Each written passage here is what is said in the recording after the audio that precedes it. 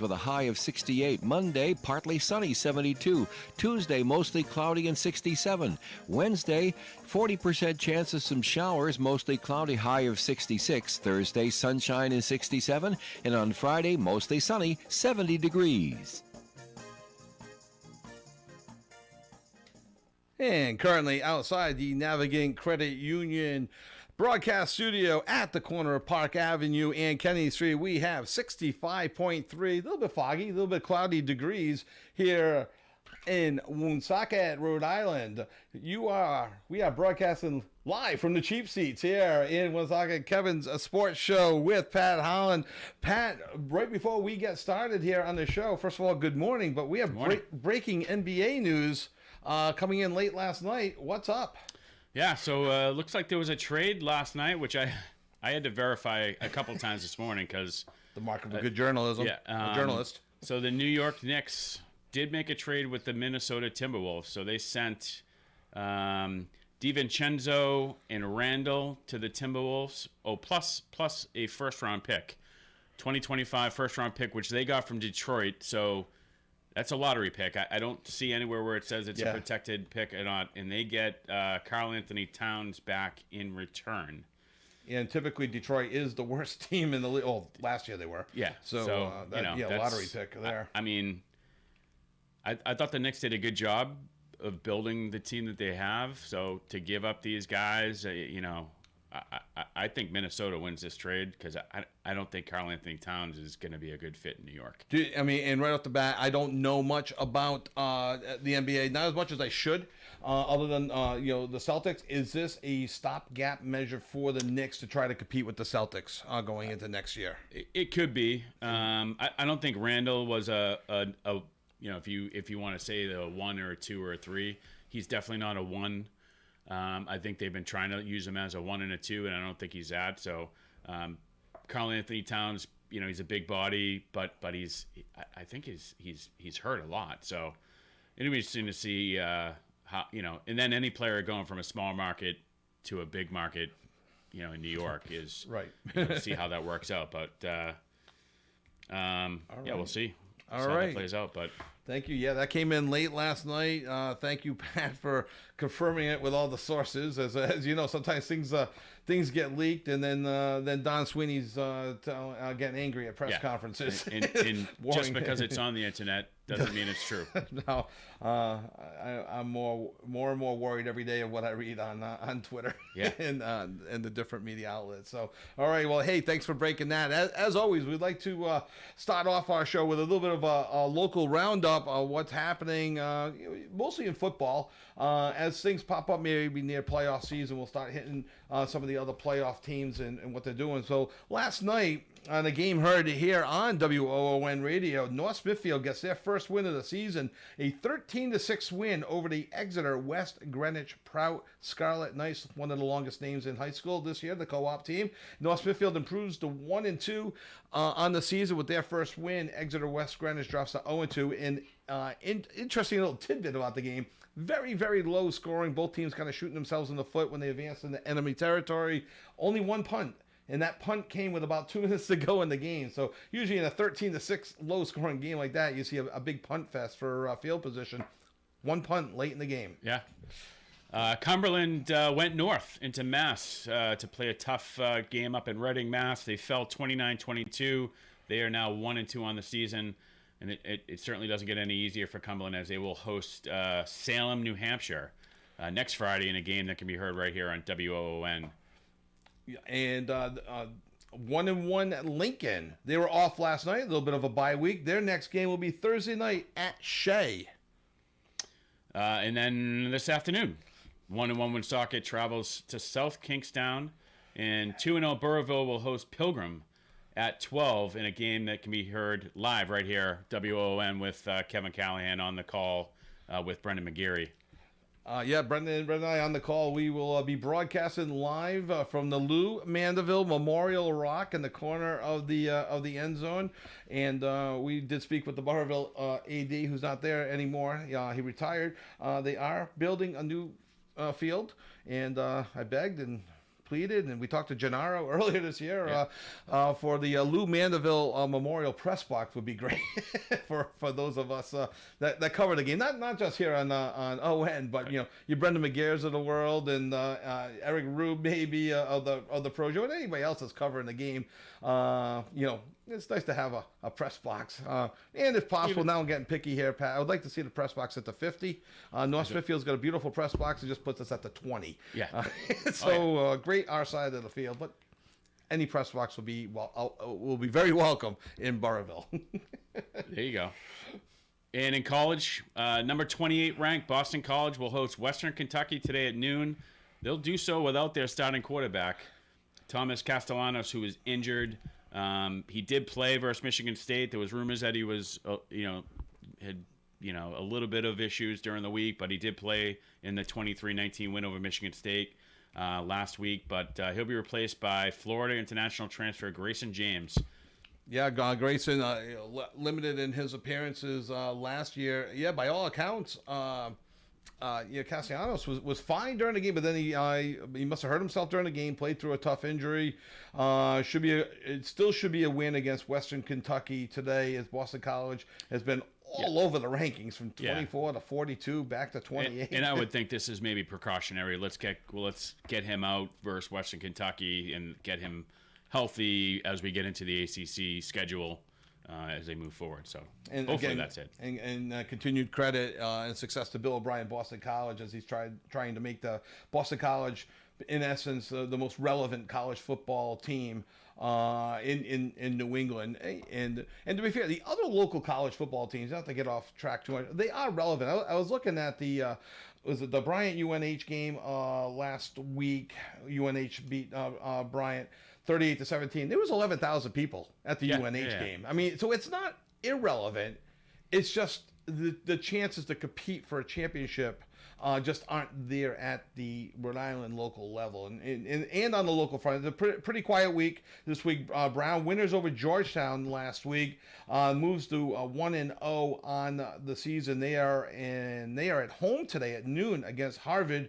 Both URI and Bryant have this week off. URI 3-1 on the young season, beat Long Island University last week, 28-21. They'll be at Hampton next Saturday, and as just mentioned, Bryant on the bad end of a 38-17 decision drops to 1-3, and should be an interesting game next Saturday. Bryant at Brown, and I have been to Brown's football stadium. It's a fun place to watch a game. Sure. So if you get a chance, go check out Bryant at Brown. And then moving over to RIFC. 5 games left. They're tied currently for 6th, 1 point out of 5th, 3 points ahead of 8th and 9th. So they're battling it out for that last spot, but they could finish up anywhere between 4th and 8th. Hey, if they're not careful though, they could drop all the way down to 11th. I mean, every team's still in it. It's pretty wild. Yeah, what's going on? they got a game tonight. They're on the road at 8:30 against San Antonio. A game that you can see, I believe, on Nesson Plus and or ESPN Plus if you have it. Right. Real interesting in their inaugural season, how well they are doing, and what a crazy race. I mean, only Miami. It's almost like, are they fielding a JV high school team out there? They just have 11 points, and next up is the 11th place team with the 34 points. Yeah, and that could just be they're really associated with an MLS team, so it could just be that. They're not putting any stock in that team yet. They've spent a ton of money on their MLS team with Messi and all these European players coming over. So great. And when we come back after our first commercial break, we're going to dive into the Red Sox first, state of baseball, state of the Red Sox. We're also going to do some Patriots talk if time allows. We'll do some Bruins talk at the end. No new news on the Jeremy Swayman front. But Pat, when we first ran the very first Kevin Sports Show, you weren't affiliated with us yet. There was a couple of shows before you jumped on. I had Brendan McGear call in. It was at the time the Woonsocket baseball coach had just quit, basically because of, in my opinion, no facts, and then parent involvement. He said, "That's it. I'm done. It's too much." And sure enough, it happened again. I don't want to go off on a whole thing, but you sports parents, I mean, 2 of them getting arrested last week after the Portsmouth South Kingstown high school football game, pushing and shoving. It's all over the news. Look it up. It's a Channel 6 carry it, Channel 10. It's all in the news. They got the names of the people. Not going to get into that, but I just don't get it. You see it as an umpire, Pat. The parents, they're embarrassing their kids, and not in the fun way that we like to do when we embarrass our teenagers, teasing, right? and playing the loud music and just being goofy. You're embarrassing your kids. You're embarrassing yourself. You're embarrassing your town. And it's like, oh yeah, the game's at Portsmouth. Oh, the next week. Oh, that's where they got that parent arrested, right? Oh, the game's at South Kingston. Oh yeah, those are the unruly fans. What's going on? Grow up, right? I mean, it's and it's gotten worse and worse. And I've seen it. Like I said, I've been umpiring at multiple levels for 15 years, and you see it all the time. And it's unfortunate. I think at the end of the day, parents need to take a step back and let their kids play the sport for the fun of the sport, not for the. I think my kid's the next D1 prospect, or they're going to the NHL, or they're going to the MLB. It's because the chances of that happening are slim to none. Right. It's very, very small percentage. So, but it's gotten out of control because I think people feel there's no ramifications. Exactly. How would you feel if you had to go into work on Monday after you got arrested on Sunday after a football game? Like, oh my gosh! And try to explain yourself that you couldn't. Well, they missed the extra point, so I taunted the other team. You just taunted a sophomore in high school. Exactly. Congratulations. Yeah. The 15-year-old kid didn't make an extra point, who now feels worse than anybody on the field. Yeah. And you're taunting him? Yeah. I saw it years ago. I was coaching my daughter's indoor soccer team, and there was a parent who was screaming down at a girl on my team who was at the time 14. Yeah. And at the end, and I looked up at her and I said, "You realize you're screaming at a 14-year-old girl right now?" Yeah. And then there were words, and after the game, it's like she's coming. I'm like you're an embarrassment. Yeah. To your child. I used to run the Facebook page for Attleboro Youth Baseball, and they hired kid umpires, and I put out there, not only remember that they're kid umpires, but before you yell at the kid umpire, remember how would you feel when somebody yells at your precious? Right. In 3 years when they're umpiring, and why don't you just hold back and let them learn on a game that, I don't know, name the score of that game. Nobody can remember the score. Yeah, or they don't want to get into it. Right. And that's like my daughter. I said, hey, why don't you learn? You can be a soccer referee. She loves the sport. As she was growing, they start when they were a little bit younger, and she was like, Dad, I don't even want to. Right. The parents screaming at me, and I'm like, it's I crazy. get it. It's crazy. So. Okay, so we're going to take our first break. We're going to open up the phone lines for you at 401-766-1240. We're going to jump right into the Red Sox and put the final nail is in the coffin. It needed just one more hammer last Saturday when we last spoke to you, but the final nail is in the coffin on this Red Sox season. They got one more question: will they finish 500, at 500, or below 500? So you'll listen to Kevin's Sports Show with Pat Holland here on 99.5 FM, 1240 AM, and OneSocketRadio.com, and we will be back right after this. ON 1240. Welcome to summer, and John Moran of AJ Moran Incorporated says now is the time to get those projects done that you've been putting off. Masonry, patios, walkways, hardscape, and landscape. AJ Moran will work with you to create the design that you want. Your web destination to contact AJ Moran Incorporated is ajmoraninc.com, or search AJ Moran Incorporated on Facebook.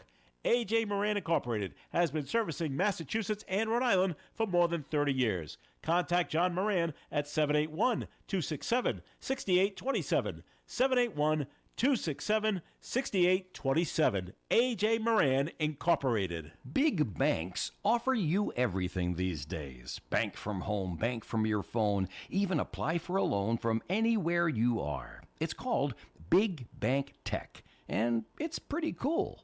Did you know you don't have to go to a big bank to be pretty cool?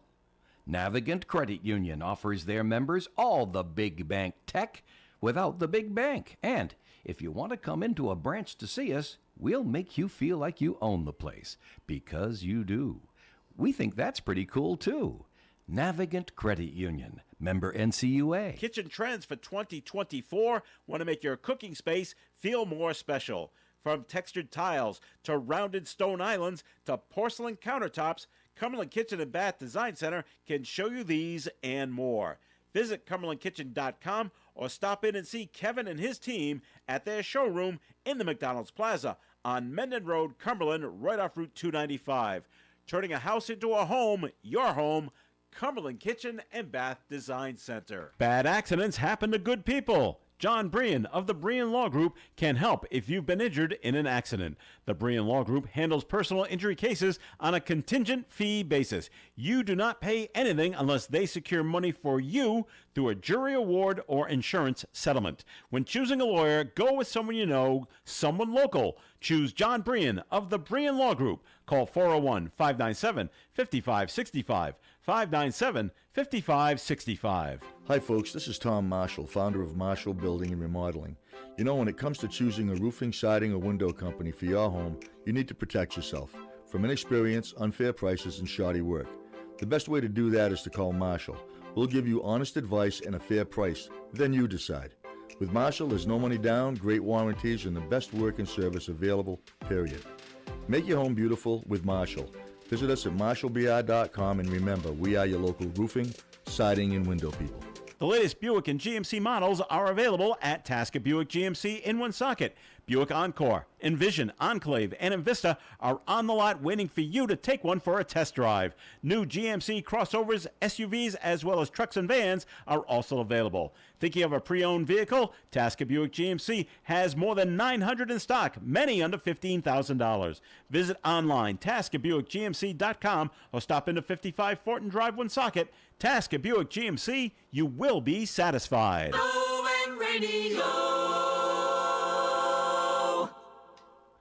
And welcome back to Kevin's Sports Show with Pat Holland.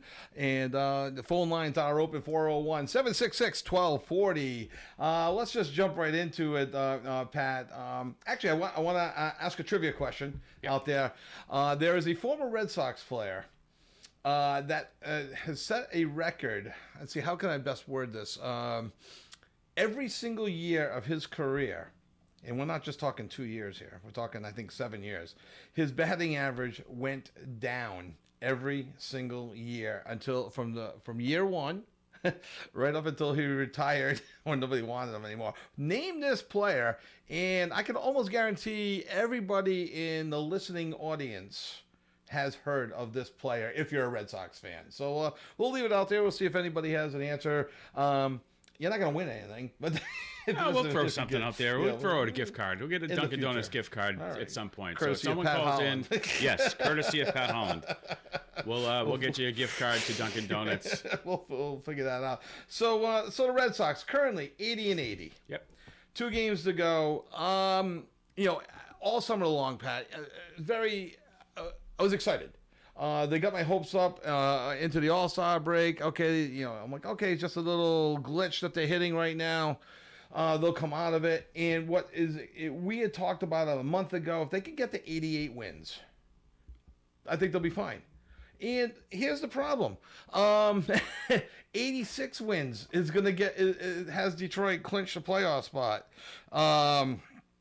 And in 85 might get the third. Detroit clinched last night with 86 or 2 nights ago with 86 wins. Red Sox are at 80-80, and it's incredible. It's so disappointing. I'm now almost as angry as I was back in the 90s and early 2000s when they weren't winning World Series. It's maybe this is what they want. Maybe they want to rile up the fan base again. Maybe the fan base got too complacent. I'm starting to get riled. It's ridiculous that a Boston baseball team can't win 86 games in a season. Yeah, and again, like you said, we talked about this at the beginning of the year that 88. We thought 88 would guarantee them, and it would have. And it would have. Kansas City has 85, and they've clinched the last. Did they? I thought they still had one more chance. Nope. Royals and Mariners. If they end up tied, Royals have the the tiebreaker? Because believe so, because it's. I mean, they're showing as clinched. Okay, because the Mariners do have could win out their final two and tie the Royals. I did not get into tiebreakers. Yeah, so they have it. You know, Baltimore, Detroit, Kansas City have all clinched the wild cards. Okay, and technically the Royals could get to 87 wins, but if they correct. But if they have the tiebreaker, they could clinch with 85. We know Detroit clinched with 86, and you're saying right now that the Royals have clinched with 85. Yeah, and you know, we this picked up steam again. This is at least the third year now that it was. They were playing well going into the All-Star break, and then there was just a rapid decline after the fact, and for a multitude of reasons. You know, I think there's some stock in the Devers. I think he's been playing in. I think he was injured. Yep. And you know, it's unfortunate. Now, if he wasn't injured, does that turn into a couple more wins? I don't know, but you know, it's a shame. I'm thinking overall though, a lot of the players overperformed. In my opinion, you know, you got Connor Wong is not a 285 hitting catcher, and he's in last I checked, he was still in the 280s, close to 280 after last night. All right, 280. Yeah. So in theory, he's going to finish 280. Connor Wong is probably a career 210 hitter. He was terrible in Pawtucket/Worcester. I can't remember which team. Probably Worcester at this point. He was terrible with the Woo Sox hitting wise. Mm-hmm. They like him defensively. He is versatile in the sense that he can play some second, some first. Obviously, that way. I would never have said at the beginning of the year that's someone you want to hold on to. I absolutely think they need to hold on to him right now. Wilyer Abreu has overperformed my expectations. Jarren Duran has gone above and beyond. I think this year what I expected of him coming into the year, up to and winning the All-Star MVP, and he's continued to do well after the All-Star break.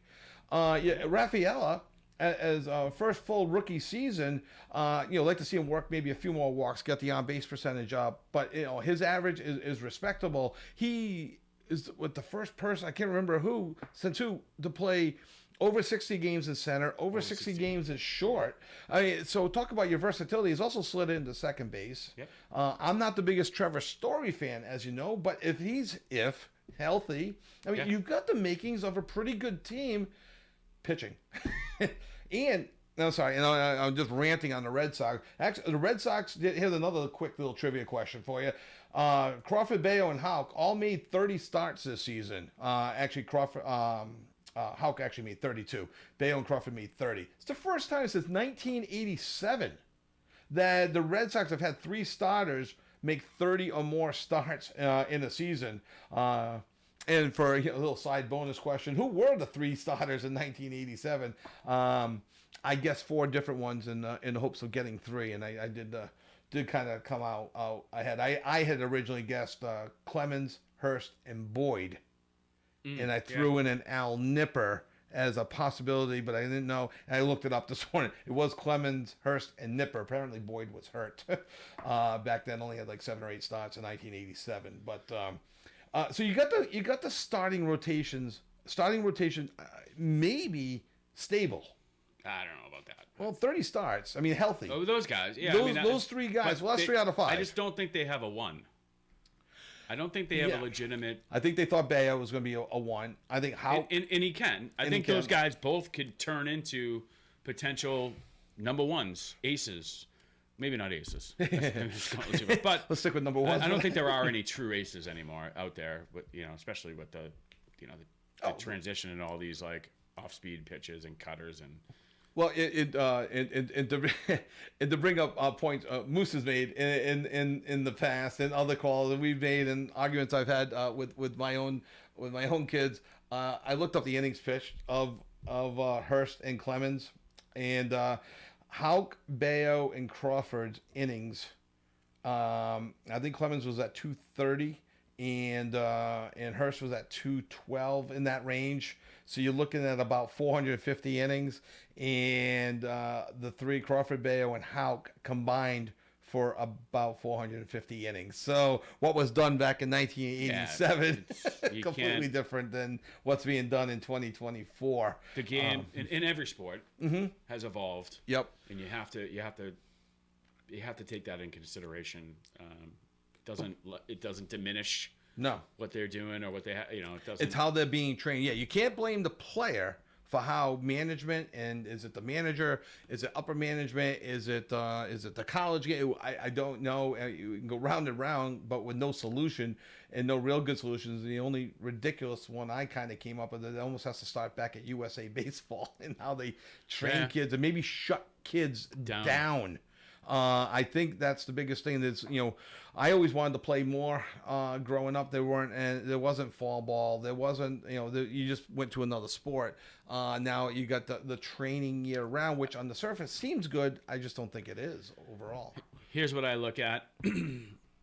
Another decision that was made, hindsight being 2020, obviously, at the time I thought, let's move on, but you got a guy like a Chris Sale that you let go and they get back cents on the dollar. Right.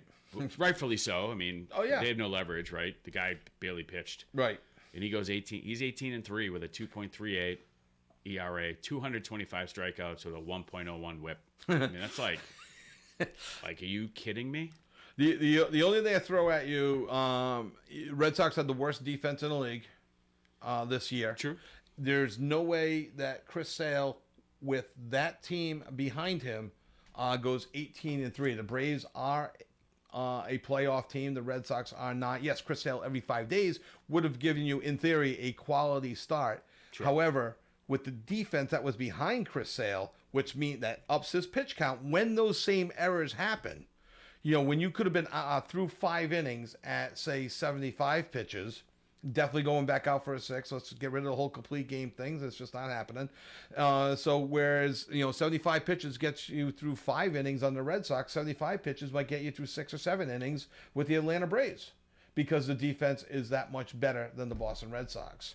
So that's where you get, that's where I think Chris Sale has emerged as a real good pitcher this year. And I think all around, I think their bullpen's better. I think, obviously, right. He's not going out there throwing 9 innings a game. He's right. In the last 5 starts he had, he averaged about 6 innings. He only gave up four runs in his last 5 starts total. Right. But he needed a bullpen to come in and pitch the last 3 or 4 innings for him. Yeah. And get to the, So yeah, that's everywhere in Major League Baseball. Yeah. You mentioned there are no true aces. I always like to throw out the argument. Name a starting pitcher under the age of 30 that you would like to go pay money to go see play. And we've thrown out Skeens from Pittsburgh, and even his name. I haven't heard his name mentioned recently. Yeah, again, so they shut him down? It's on Pittsburgh, but no, I think he's just after the All-Star break. He started to tail off. He's playing for Pittsburgh, so right. His numbers started to dip a little bit because of the players behind him and the lack of offense. And then, you can't expect a guy to go out there and strike out 15 guys every game and pitch 9 innings and get a win. No. It doesn't work. It doesn't work. Maybe Skubal from Detroit is maybe the only other guy. And the guy from Baltimore, I'm drawing a blank on his name. Oh, my gosh. That's who the Red Sox beat him up the last time. Yeah. Oh my gosh. This is killing me. Corbin Burns. Thank you. Guy who's calling Corbin Burnson. Corbin Burns. Yeah. Not the actor Corbin Burnson, but the pitcher Corbin Burns. Legit ERA under 3. Is a pitcher with the Orioles. Me personally, I would like to go see him pitch in person. But you walk up and down Park Street and Kennedy here, and you ask people who's Nolan Ryan, and 80% of the people say, "Oh, he was a pitcher." You ask the same 100 people who's Corbin Burns, and I'll go with 15%. Yeah. Max. They go, the actor from Corbin Burnson. Yeah, was he on LA Law or something like that? So wasn't he the third baseman in Major League? I think he was the third baseman in Major League. Because initially, when you mentioned him a couple times, I had to think back. I'm like, is that the name? But yeah, playing the part of Roger Dorn, I think. Yeah. So where do you go from here? I think Pivetta, I don't think they bring back. Yeah, apparently he was all emotional last night, thinking he's out of town in Boston. Zero discussion. And he pitched. I think he pitched pretty well last night. 6 2/3. 6 2/3. He had like 9 strikeouts. Inherited runners scored on him. He gave up. Somebody got thrown out the plate on the single. Sox lose last night 2-1. Tough tough to pay attention to these games when they're that eliminated, and you're hoping for them to finish over 500, and I really am hoping for them to finish at or above 500. I do not want to see them finish below. It's just it's a psychological thing. They're not going to finish in last, but but it's interesting. I was reading that they shut Jensen down. Yes, they did. Yep, with a shoulder injury, I think. Whatever you want to call it. I mean, he's been on they put him on the injured quotation list. fingers. Basically, he's done. He won't be back. They're not bringing. He wants out. He was rumored at the beginning of the year to be on the trading block when the Red Sox were going to be sellers. Yeah, and all of a sudden the Red Sox became quote unquote again buyers. You do have next year Lucas Giolito come back, Liam Hendricks coming back. Yep. They picked up Sims and Garcia. I'm okay if Danny Jansen leaves and you bring up Kyle Teal and have him learn under Connor Wong and give him a taste. If it doesn't work with Teal and you have to send him back to Worcester, then you can there's somebody else that you can come up. Again, Wong has proven. I'm sure he's over 100 games this year playing, so he can do that. So we're going to take a break, and when we come back, we do have a caller on the line, I believe. So we'll take a break. We'll be back with some more baseball talk right after these messages on 99.5 FM and WoonSocketRadio.com. OM 1240. Providing experienced, compassionate care when you need it. That describes North Smithfield and Lincoln Urgent Care Centers. Their mission is to make you feel safe and reassured about the nature and severity of minor illnesses like lacerations, sprains, ear and sinus infections, stomach and back discomfort, and more. Both facilities have X-ray and lab facilities on premises. North Smithfield Urgent Care, 594 Great Road, North Smithfield, 768-3400. Open Monday through Friday 9 to 8 and Saturday 9 to 5. And Lincoln Urgent Care, across from Lincoln Mall, 333-9595. Open weekdays 9 to 9, Saturday and Sunday 9 to 5. Since 1948, their motto has been to give every customer the very best in quality service, as well as attention to detail. And that promise continues today at Michaud's Auto Body, a modern 5-stall facility with the latest in technology. Whenever you have time, please check their website at MichaudAutoBody.com and take a short video tour of their modern facility. It's very interesting. Michaud's Auto Body on Privilege Street, Woonsocket, a second-generation family business. 769-1983. Woonsocket Door Sales, a fourth-generation family business, has served Southern New England since 1935. They can handle all types of projects from the simpler residential installations to more complex commercial projects, always concerned with infrastructure and framework for the perfect fit.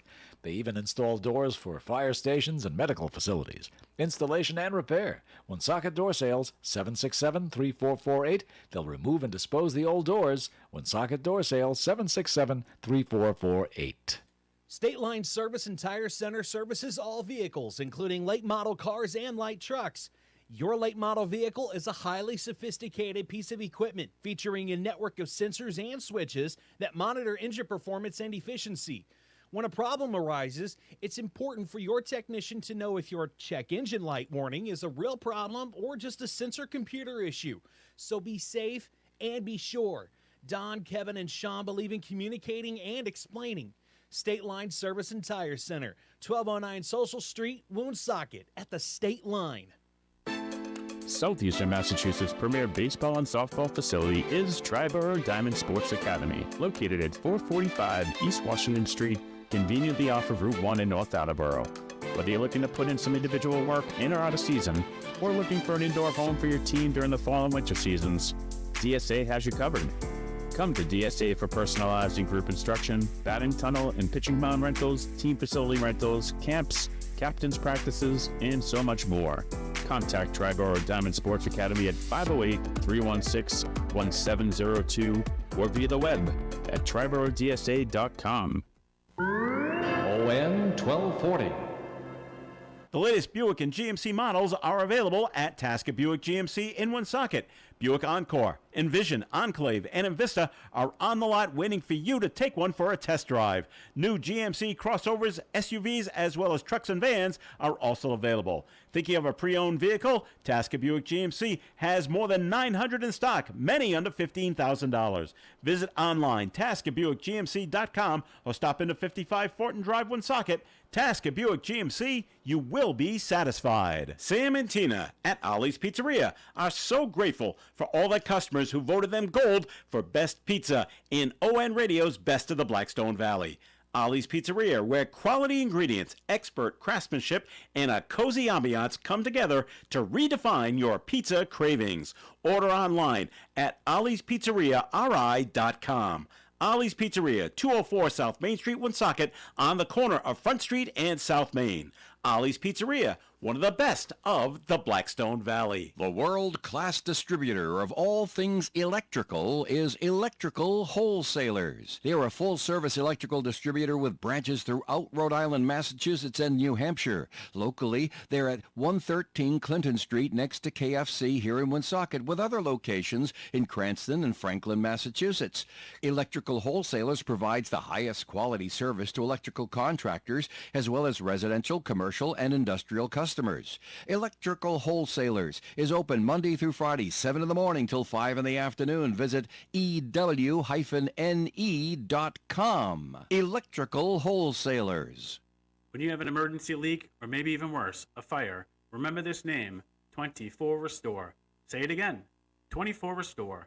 You may not need them today, or next week, or even a month from now, but at some point when you do, it's got to be 24 Restore. 24 Restore is the leading full-service restoration partner for commercial and residential properties throughout New England. When you need water mitigation, fire restoration, or even mold remediation, 24 Restore is your one-stop shop for all of your restoration needs. They'll handle it all seamlessly with your insurance company, so you don't have to worry. So remember, 24 Restore New England, they're there when you need them, 24/7, 365 days a year, at 1-855-280-3060, or via the web at 24restorene.com. If you're celebrating a major event, regardless of the reason, Michael's Meats of Cumberland can elevate your next meal from ordinary to extraordinary with meats so good your guests will ask you where you got them. Tell them Michael's Meats. Michael's Meats is in the Walgreens parking lot on Mendon Road in Cumberland, just north of the Seabro Plaza. They're open Monday through Saturday at 9 a.m., making your next meal truly special. Here's this week's specials at Michael's Meats. And this week's special at Michael's Meats, we have fresh-made Michael's Italian sausage or patties for just $3.99 a pound at Michael's Meats. Welcome back to Kevin's Sports Show, along with Pat Holland, as always. Pat, as we pivot just a little bit away from the Red Sox, I really don't know if there's that much more to be said about the Red Sox that we haven't said already. But around Major League Baseball, you got the Mets and the Diamondbacks. They're in a virtual tie right now for the last wild card spot. But the Mets have played 158 games, and the Diamondbacks have played 160. Very interesting. The Mets will play the Braves in Atlanta in a doubleheader on Monday. In theory, should prove to be huge, while Arizona will finish up at home against San Diego.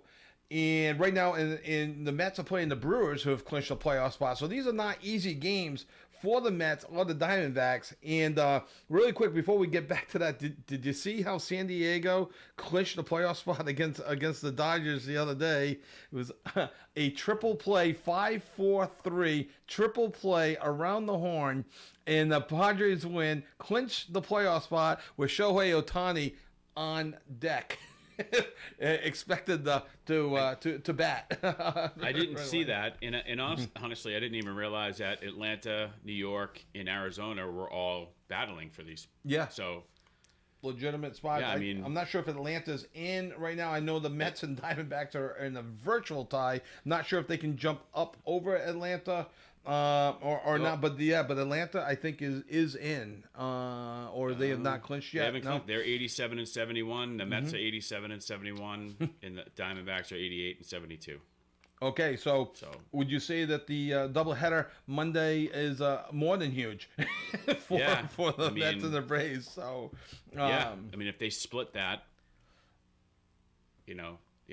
that's a huge doubleheader for them. Right. So it's going to come down to a Monday doubleheader. So you've got the final day of the season looming large. You've got doubleheaders, which largely don't exist. I think one of the games has been postponed 2 or 3 times, which is the reason why there is a doubleheader. Right, because of the hurricane coming through now. Yeah. So there's so much going on there. If you have any thoughts on this, Red Sox, or anything else, feel free to give us a call at 401-766-1240. Who is the only Major League Baseball player to have his average go down every single year for 7 consecutive years? We'll give you the answer shortly, and we'll give you his numbers. But feel free to call in if you have that answer. But yeah, Shohei Ohtani on deck, and Shohei Ohtani, not only a 50-50 guy, he just had another accomplishment. Pat, what was his newest accomplishment? He joined 18 other players in Major League history to have 400 total bases. And one of my favorite players, Jim Rice, did it in 1978. We do have a caller on the line, so let's go to that caller. Hold on one second. Hello, is the caller there? He is indeed. Hey, Moose, how are you? I'm fine, thank you, guys. I just kind of walked in a few minutes ago. Oh, okay. I missed the first half of your show. Well, I'm holding up a coffee mug right now, Moose, and I don't know if you're watching on Facebook or not, but but it says "Don't moose with me."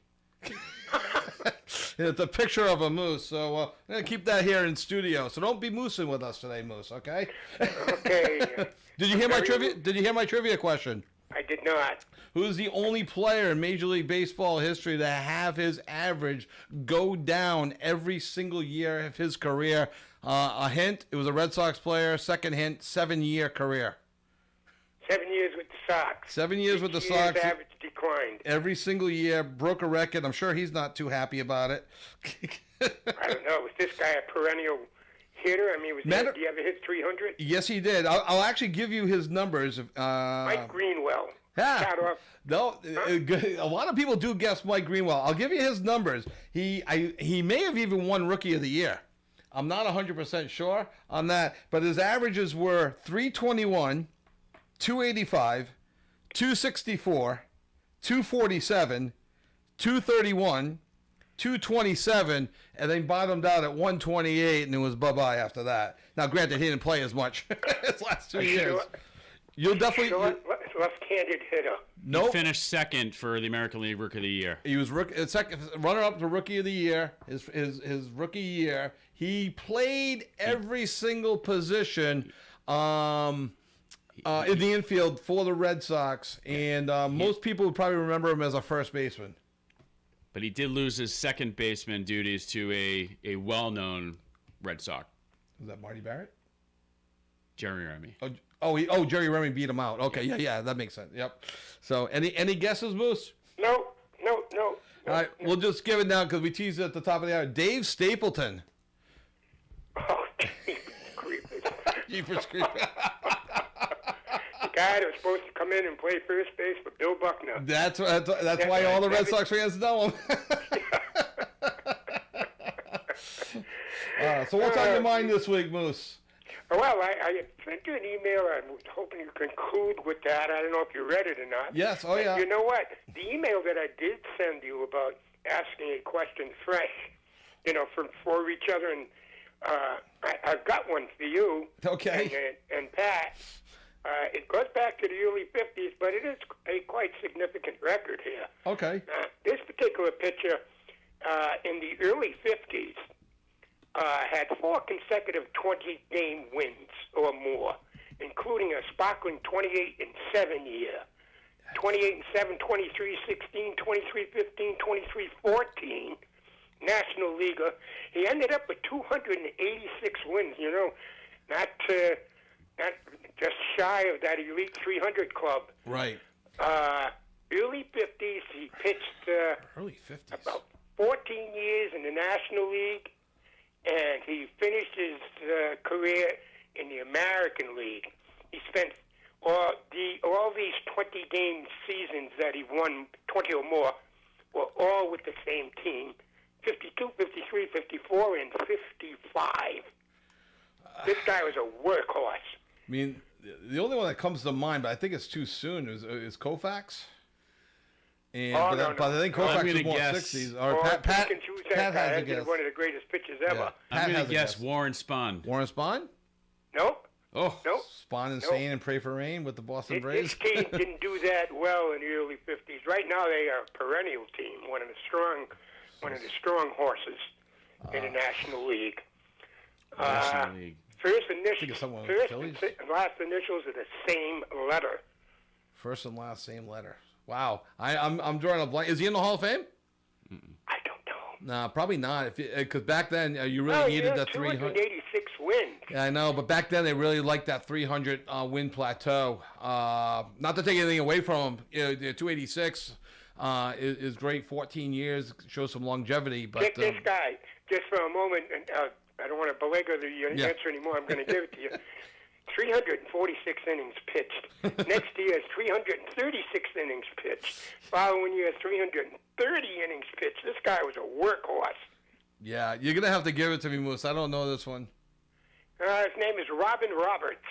I've heard the name. I don't think I would have come up with that. I definitely knew the Kind name. of difficult. You guys are too sharp. Yeah. So, well, anyway, I figured I'd throw that out. And I like this little trivia. Yeah, thing back he was and with the forth. Phillies. Yeah, I figured he was with the Phillies because That's they've been a the team good he did team. it with. So Yeah. He went 28-7 one year. My goodness. no, that's incredible. So so no, Moose, I did reference your email earlier in the just show. read it out, that with good. with you probably got somebody else on the line. Excuse me for Yeah. interrupting you, but I got to cut out. At least I had to go out. All right, no, hey, have a great weekend, Moose, and we'll talk soon. Okay, just read the email and maybe you can reflect on that. All right, sounds good. All right, I'll read thanks, it guys. right now. All right, Bye-bye. bye. And Moose calling in as he does almost weekly. Moose did send me an email back on Thursday. Basically, kind of what we were talking about earlier. He's livid, probably a little bit more livid than I am. He goes Cora first, then front office second. But he really wants to basically be competitive for the fans. And I go backward. I do blame the front office. I don't understand why the Sox just don't. Why it appears that the Red Sox aren't doing the right thing in the front office. We have to live with Cora at least for another year. He signed a 3-year contract. I'm okay with that. I'm not a Cora disliker. I question his decisions like I question anybody's decisions on the X's and O's. But I don't know. Who do you blame, Pat? Are you a front office guy? Are you a Cora guy? I put it on the front office. I mean, but obviously, this is Breslow's second year. It might even be his first, isn't it? Didn't he Hein Bloom? Yeah. Took over for Hein Bloom, yeah. I think they've been focused on rebuilding the minor league system, which that's fine. They're getting there. Right. But in a market like Boston, you can't only focus on that. You have to balance both. You have to spend the money. And that's what it ends up coming down to, is they're not spending the money at the major league level. And I know Sam Kennedy's been like the spokesperson for the Red Sox. Everyone blames Warner and Henry, but they brought back Theo Epstein in some sort of consulting role this year, and Epstein did build that first, inherited a lot from Dan Duquette, made the Nomar trade, but he also rebuilt the minor league system while being competitive at the major league level. They brought back Theo, and other than the day they brought him back, I really haven't heard much from Theo Epstein. Yeah, but he's I don't know. Again, I don't know what capacity he is in. I think he's more in a Fenway Sports Group capacity than a Boston Red Sox capacity. But correct. I think he certainly has his fingers right in the. So, like I said, the proof is always in the pudding. Yes.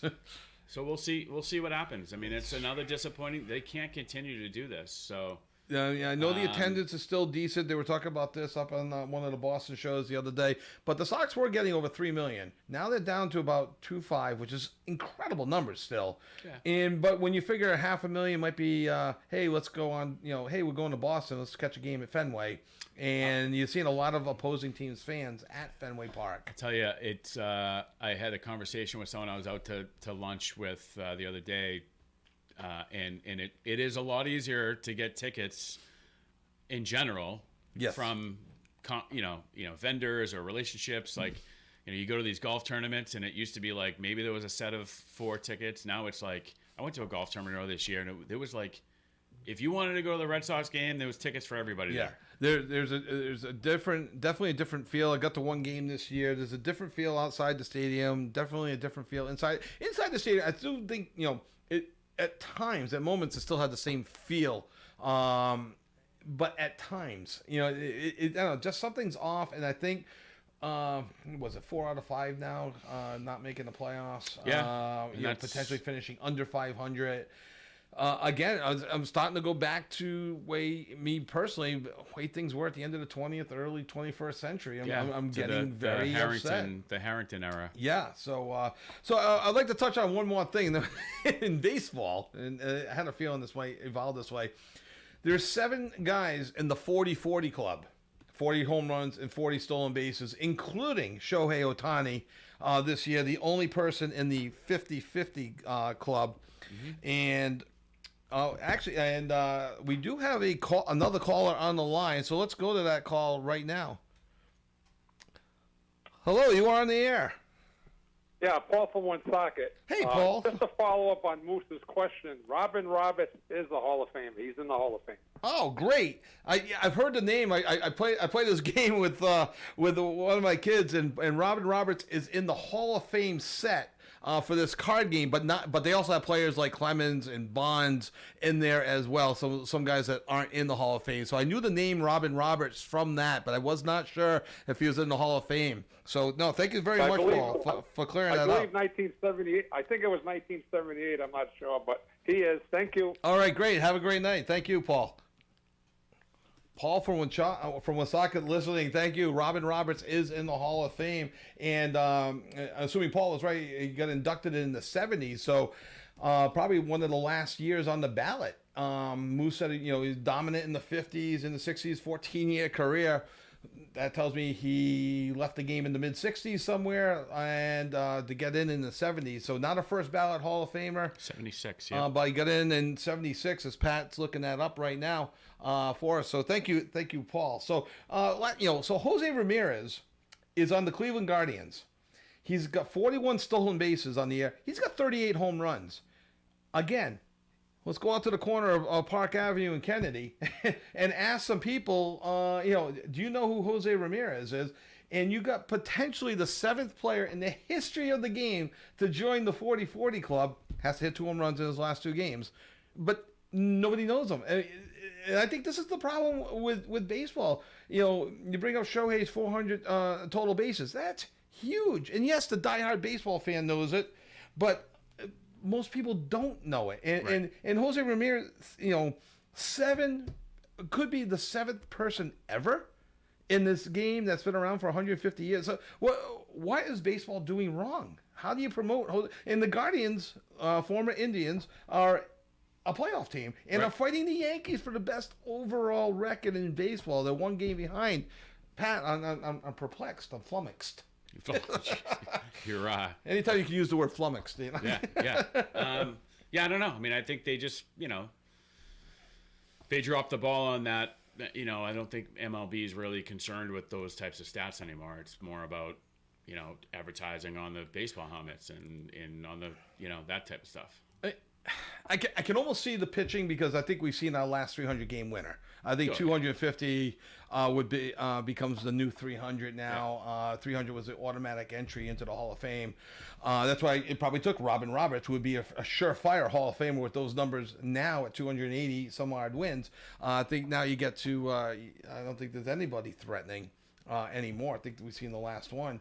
So I can almost see him shying away from the pitching, but the hitting records. But you also have these, for every guy who thinks that's the greatest record, you have the guy who's arguing that, like, well, it's 50-50, but he stole 50 stolen bases because the bases are bigger and the pitches can only throw over twice now, so it's that much easier, and it's like, okay. But when you're the first to do it, right?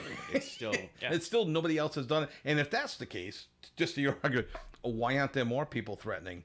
Jose Ramirez, you look up at his numbers, he's very consistent with the home runs and stolen bases. Maybe not 40-40, but 30-30, 20-20. You know, he's year over year. Legit player. So, all right, we got just a few minutes left. And we again thank you to Moose and Paul for calling. Pat's 10.5-point underdog this week. Any chance of winning? Any chance of covering? I don't think so. I mean, I think, you know, San Fran, I mean, they have injuries, but this is a must-win for them. They had a bad loss last week. So they're not. There's no way they're overlooking the New England Patriots by any means, and so I think that just adds up to them putting it together this week. And you know, the verdict is still out on the Patriots, whether they can consistently produce on both sides of the ball. Right. So. And I think that you know with the Pats through the first 3 games, they have they played their best game week 1. Yeah. They took a step back week 2, and they took a major step back week 3.